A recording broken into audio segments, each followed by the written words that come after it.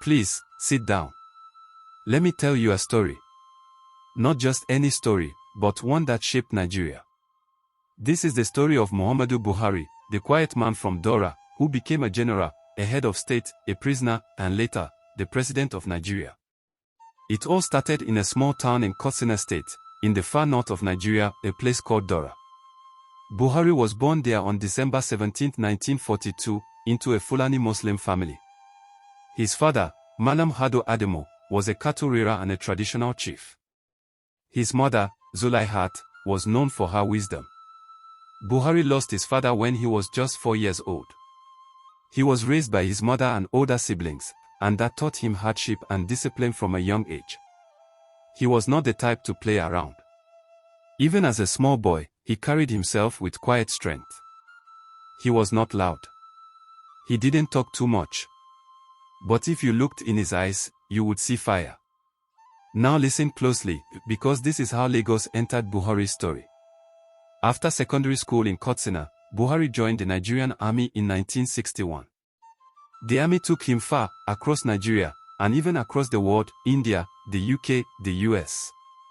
He was trained in war, in discipline, and in leadership. But it was in Lagos, the beating heart of Nigeria, that Buhari's name began to echo. It was in Lagos that he served as Federal Commissioner, Minister of Petroleum and Natural Resources in the 1970s. That position gave him national attention. It was also in Lagos that he helped establish the Nigerian National Petroleum Corporation, NNPC. Buhari had the eyes of the generals, and the ears of power. He was moving silently, but moving fast. And so Lagos, the city of power, politics, and money, gave Buhari the platform he needed to rise.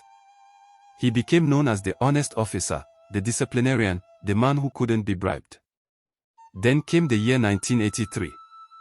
Nigeria was drowning in corruption, poverty, and insecurity. The people were angry. The military watched. On December 31, 1983, the military struck. They overthrew the civilian government of President Shehu Shagari. And who did they bring in? General Muhammadu Buhari. He was made head of state. And from Lagos, the seat of power, he ruled Nigeria with an iron fist. He declared war against indiscipline, WAI. People were forced to queue properly. Public servants were punished for lateness. Corrupt politicians were jailed, some for hundreds of years. Importers, fraudsters, and smugglers fled Lagos in fear. Buhari was not smiling. He meant business. He wanted a new Nigeria. But his methods? Too harsh, some said.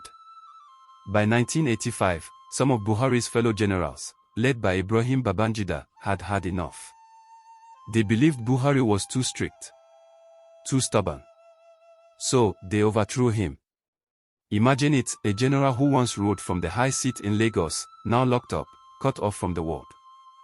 Buhari spent over 3 years in detention. But did he beg? No. Did he complain?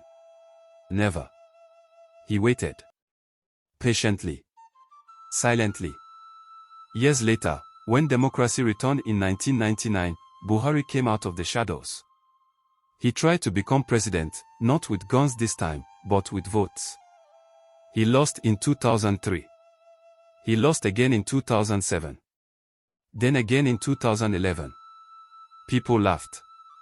They said, "This Daura man, why doesn't he rest?" But Buhari believed. He believed in discipline, in honesty, and in Nigeria. Then came 2015, and Nigeria changed. It was in Lagos, yes, Lagos, that the final card was played. The politicians of Lagos, the power brokers, Tinubu and the APC coalition, joined with Buhari. The North and the South shook hands. And for the first time in Nigeria's history, a sitting president, Goodluck Jonathan, was defeated at the ballot box. Buhari won. He returned to Aso Rock, not as a soldier, but as a democratically elected president. He came in with 3 promises. Fight corruption. Tackle insecurity. Grow the economy. He faced tough storms. Recession in 2016. Boko Haram continued attacks. ENSA's protest shook Lagos and the nation. Medical trips to London stirred rumors of his death. COVID-19 pandemic hit the country hard. The naira fell, and few queues returned. But through it all, Buhari stood firm, silent, unshaken.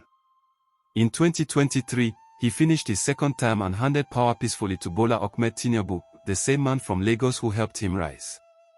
After stepping down, Buhari went home to Daura. Quiet life. Farming. Prayers. Family. But age was catching up with him.